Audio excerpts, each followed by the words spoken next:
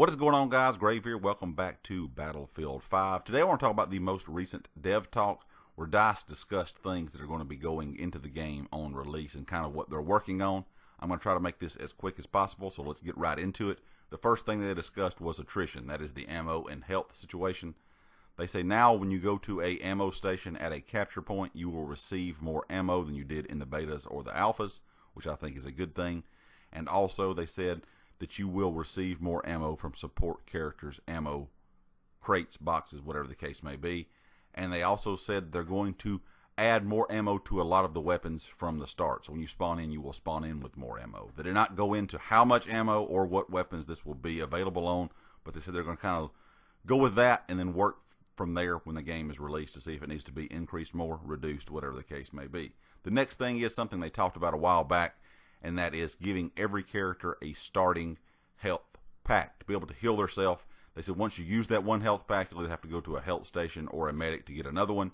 But I think that is a good idea because there's a lot of times you get in a fight, as soon as you spawn in, you have no way to heal yourself, and it's kind of a struggle then to find a health pack, and it's just kind of makes it a little bit more madness than I think should be. So I think that one health kit on every character will be a good idea.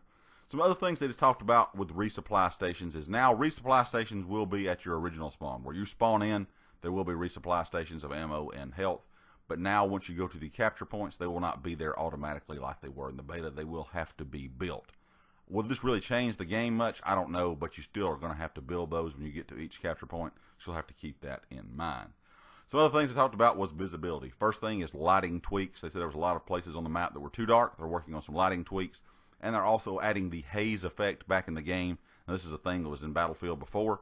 It's been in many Battlefield games. The haze effect kind of puts a haze on the map, especially in distance.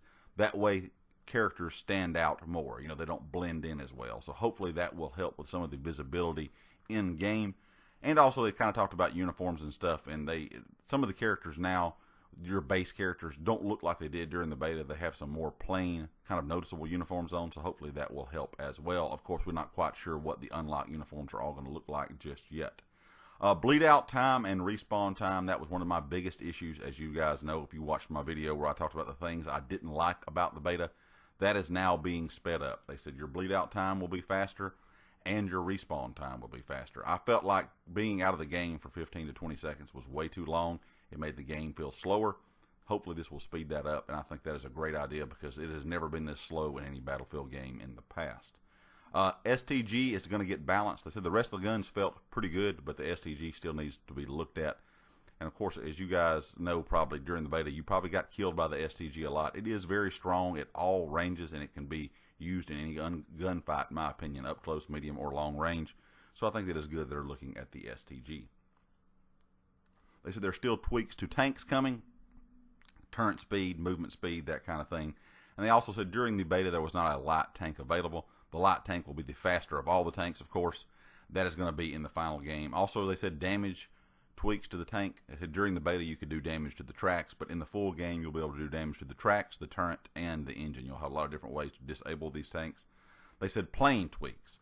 They're still working on planes because planes, you know, either in Battlefield are either really strong or really weak.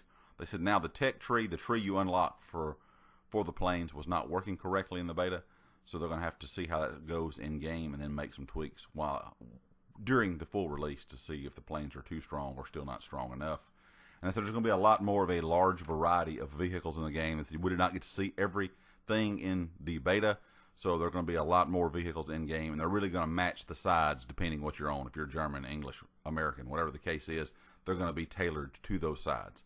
So guys, leave me a comment, let me know your thoughts. I think this sounds really good, and it looks a lot better for Battlefield 5, and they're making these changes. Of course, if you'd like to hit the like, if you hadn't subscribed yet, please do so, and I'll catch you next time. Peace.